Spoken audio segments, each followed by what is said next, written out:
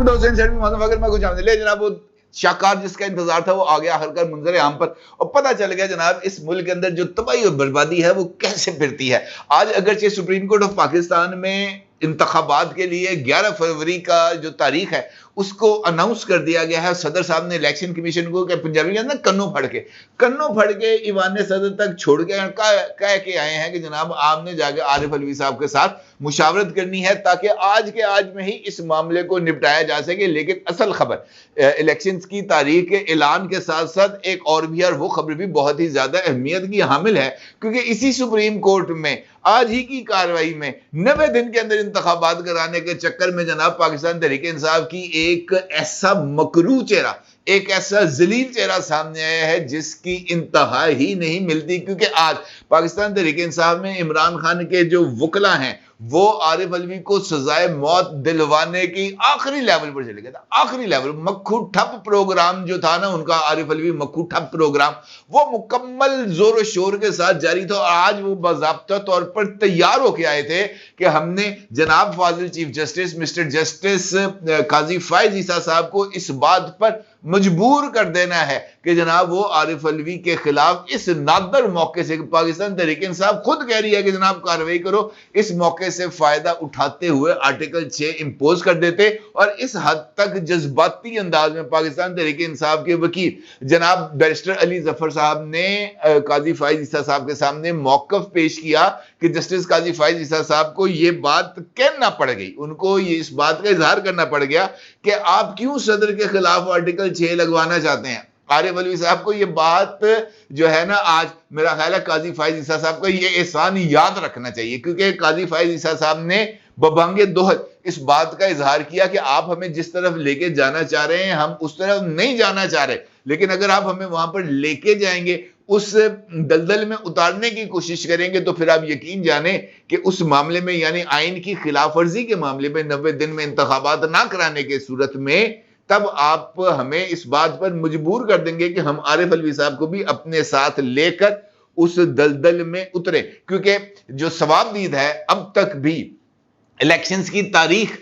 دینے کی وہ ہے صدر پاکستان کی۔ صدر پاکستان کو الیکشنز کی تاریخ دینا چاہیے تھی۔ اسمبلیاں ٹوٹتی ہیں 12 اگست کو، تو اس کے بعد صدر صاحب کو 15 اگست تک الیکشنز کی ڈیٹ کو اناؤنس کرنا چاہیے تھا۔ صدر صاحب کس چکر کے اندر بیٹھ رہے ہیں جناب ستمبر کے وسط تک، اور اس کے بعد انہوں نے تاریخ دینے کی بجائے صرف ایک خط لکھ دیا الیکشن کمیشن آف پاکستان کو۔ کیوں؟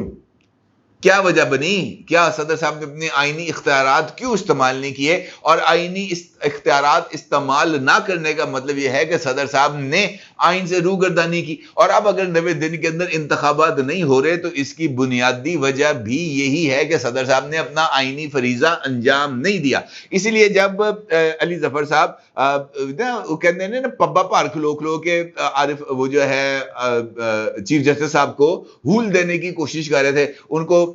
تھپکی شروع ہو جاؤ،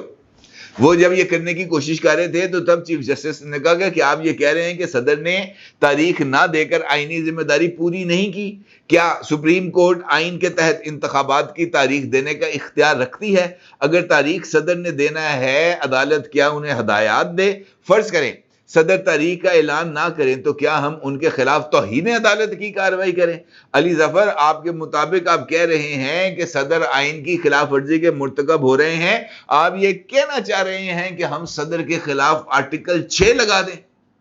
یہ کارروائی ڈالی ہے۔ وجہ کیا ہے کہ عارف علوی صاحب نے ایک تو عمران خان کی لائن اور لینتھ پر جا کر ملک کے اندر آئینی بحران کریٹ کرنے کی کوشش نہیں کی، دوسری جانب الیکشن ایکٹ میں ترمیم والا جو معاملہ ہے اس وقت صدر صاحب چلے گئے حج پر، اور ابھی ریسنٹلی ہی اس بات کا انکشاف کیا ہے خود عمران خان کی بہن نے کہ اس بات پر بھی جو ہے وہ عمران خان جو ہے عارف علوی سے ناراض ہے۔ شیر افضل مروت نے باضابطہ طور پر ٹویٹ کیا ہوا، اس کے بلو ٹک والے ٹویٹر اکاؤنٹ پہ یہ ٹویٹ موجود ہے آج سے کوئی 5-6 دن پہلے، جب اس نے یہ بات واضح طور پر لکھی تھی کہ یہ جو ہے نا عارف علوی حج کرنے ڈیل کے ذریعے گئے تھے، ڈیل کے تحت گئے تھے تاکہ پیچھے سے یہ جو قانون ہے وہ آ جائے اور قائم مقام صدر اس کے اوپر دستخط ضبط کر دے تاکہ نواز شریف اور جہانگیر ترین کے الیکشن لڑنے کی راستہ جو ہے وہ بن سکے. اگرچہ یہ اس وقت موضوع بحث نہیں ہے، لیکن کہنے کا مطلب یہ ہے کہ عارف علوی صاحب کو آج ایک سوچے سمجھے منصوبے کے تحت ٹارگٹ کیا گیا، اور ٹارگٹ کرنے کا مقصد یہ تھا کہ عمران خان سبق سکھانا چاہ رہے تھے عارف علوی صاحب کو کہ جناب میرے خلاف جا کے تو دیکھ. اب سچویشن ذرا تھوڑی سی ہو گئی ہے گمبھیر. 90 دن کے اندر انتخابات کرانے کے حوالے سے آئینی خلاف ورزی کے جو ایک پہلو ہے وہ سامنے آ رہا تھا، اور اس حوالے سے سماعت ہوئی. اس سماعت کے اندر پاکستان پیپلز پارٹی کا بھی آج جو ہے نا جو سپریم کورٹ کا بینچ ہے اس نے ان کی بھی آج ڈرائی کلیننگ کی ہے، پی ٹی آئی کی بھی ڈرائی کلیننگ کی ہے، اور الیکشن کمیشن کی بھی ڈرائی کلیننگ کی ہے. آج قاضی فائز عیسی صاحب اور جسٹس اطہر من اللہ صاحب نے ایک مرتبہ پھر اس بات کا ثبوت دیا ہے کہ جناب آئین سپریم ہے اور آئین کے اوپر پہرا دینا سب سے زیادہ ضروری ہے. بلکہ اطہر من اللہ صاحب نے دوران سماعت یہ والے ریمارکس بھی دیے ہیں کہ 7 نومبر کی تاریخ ہے، 7 نومبر تک اگر انتخابات کرا دیے جائیں، جس کے اب امکانات نظر ہی نہیں آ رہے، اگر ہم اعلان بھی کر دیں، اگر ہم یہ فیصلہ بھی دے دیں کہ 7 نومبر کو انتخابات کرائے جائیں تو 7 نومبر کو الیکشنز نہیں ہو سکتے. لہٰذا یہ کام تو ہو گیا، لیکن ابھی تک 7 نومبر تک انتخابات نہ کرائے جانا سے آئین کی خلاف ورزی نہیں ہوئی. البتہ 7 نومبر سے ہر گزرتا دن آئین کی خلاف ورزی کرے گا جب تک انتخابات نہیں ہو جاتے. اس کا مطلب یہ ہے کہ آئین کی خلاف ورزی کے مرتکب لوگوں کا تعین کیا جانا چاہیے. سپریم کورٹ بار کے سابق پریزیڈنٹ اور عمران خان کی لیگل ٹیم کے حصہ جناب عابد زبیری صاحب نے اسی نقطے کے اوپر اپنی گفتگو کا آغاز کیا تھا، کیونکہ اب وہ سابق پریزیڈنٹ ہیں، اب تو نئے پریزیڈنٹ آ گئے ہیں نا شہزاد شوکت صاحب.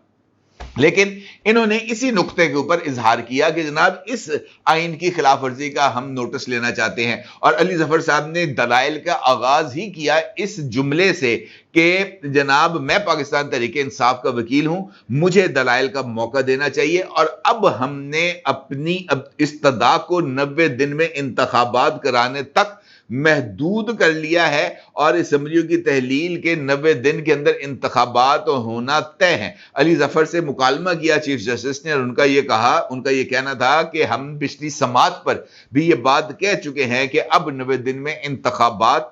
ممکن نہیں ہے، لہٰذا اب 90 دن میں انتخابات کی استدعا تو غیر مؤثر ہی ہو گئی ہے. جس پر علی ظفر کا یہ کہنا تھا کہ پی ٹی آئی صرف انتخابات چاہتی ہے، یعنی 90 دن سے انہوں نے اپنے موقف سے ایک مرتبہ پھر ڈیویٹ کیا اور کہا کہ الیکشن کرا دیں، جب مرضی الیکشن کرا دیں. جب الیکشن کی بات آتی ہے تو پھر سوال یہ ہوتا ہے کہ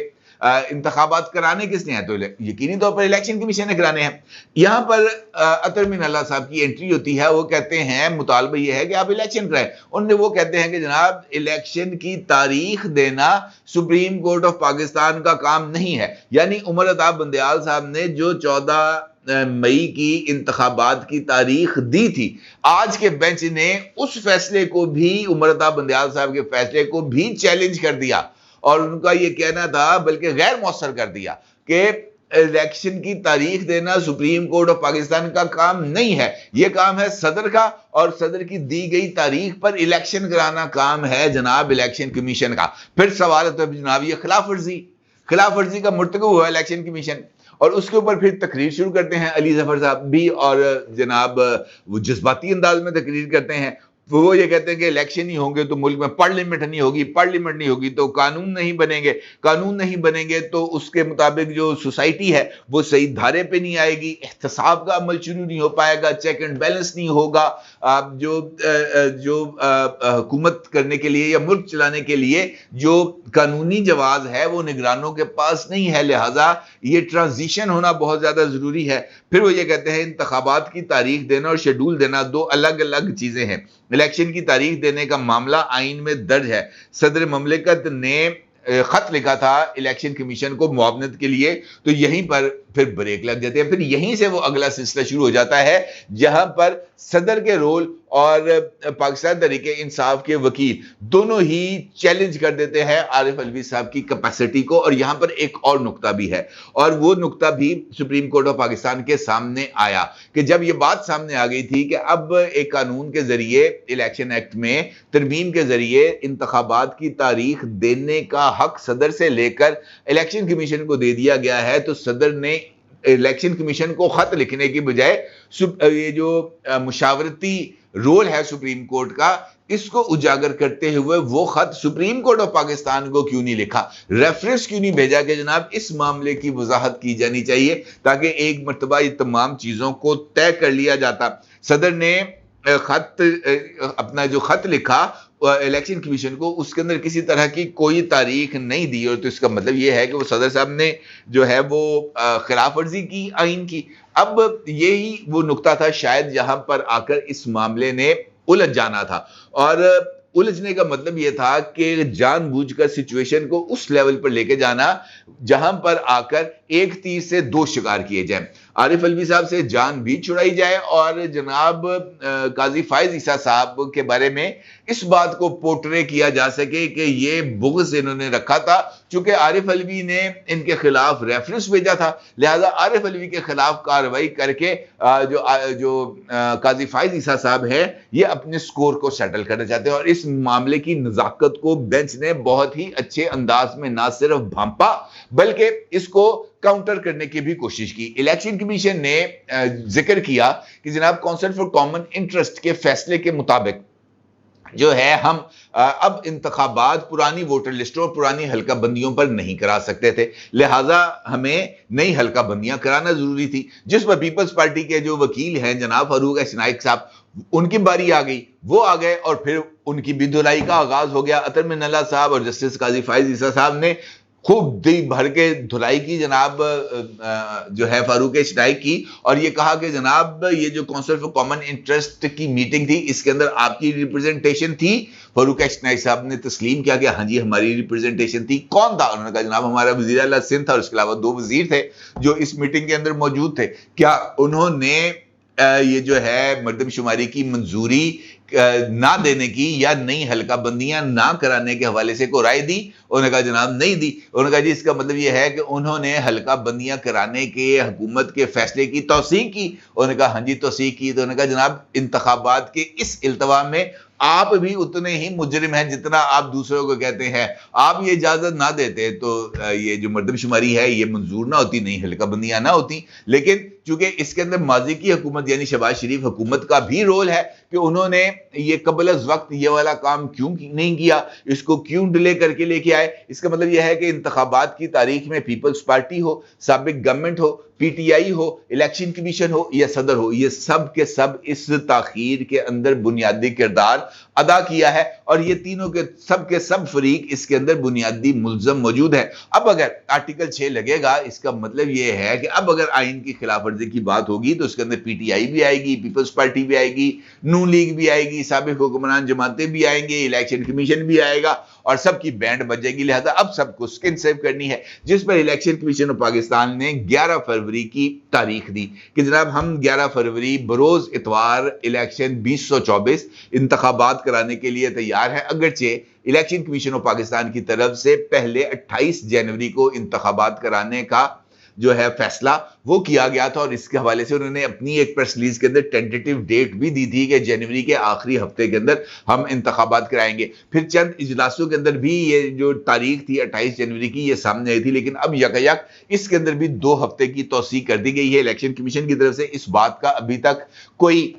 جو ہے اعلان نہیں کیا گیا کہ یہ جو 2 ہفتے آگے لے کے جانے کی منطق کیا تھی۔ اس کا مطلب یہ ہے کہ اب انتخابات کی تاریخ کی انڈرٹیکنگ اگر سپریم کورٹ آف پاکستان میں الیکشن کمیشن دے رہا ہے، اور جس طریقے سے سپریم کورٹ نے آرڈر کیا ہے الیکشن کمیشن کو کہ آج ہی جانا ہے، آج ہی صدر صاحب کے پاس جانا ہے، صدر صاحب سے مشاورت کرنی ہے، صدر صاحب کی منظوری سے ڈیٹ لینی ہے اور ڈیٹ کی اناؤنسمنٹ کرنی ہے، تو اس کا مطلب یہ ہے کہ اس معاملے کو آج سیٹل ڈاؤن ہو جانا چاہیے۔ اور اس سے ایک اور بات بھی سامنے آتی ہے کہ اب چونکہ یہ ساری کی ساری undertaking supreme court of Pakistan کے سامنے دی جا رہی ہے، لہٰذا اب اس تاریخ کے اندر